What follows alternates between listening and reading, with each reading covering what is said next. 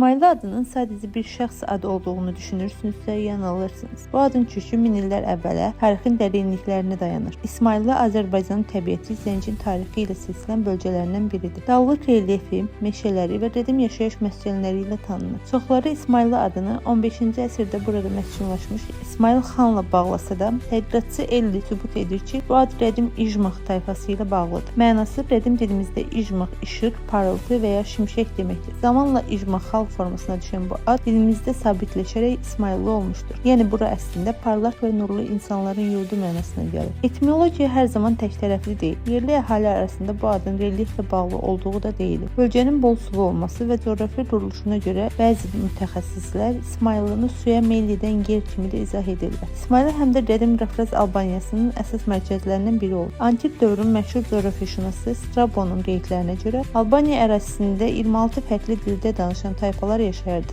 İsmailli məhz bu etnik mozaikanın kəsişmə nöqtəsi idi. İsmailli tarixinin ən parlaq səhifəsi Girdiman dövləti ilə bağlıdır. Talastan kəndi yaxınlığında yerləşən Cavanşir qalası həmin dövrün əsas tarixi abidələrindən biridir. Bölgədə Lahıç qəsəbəsi qədim sənətkarlıq mərkəzi kimi məşhurdur. Xüsusilə misgərlik ənənələri ilə tanınır. İvanovka kəndi isə Rus malakanların məskunlaşdığı və bu günə qədər öz mədəniyyətlərini qoruduğu yaşayış məntəqəsidir. Növbəti video hansı rayon və ya şəhər haqqında olsun? Şərhlərdə qeyd etməyi unutmayın.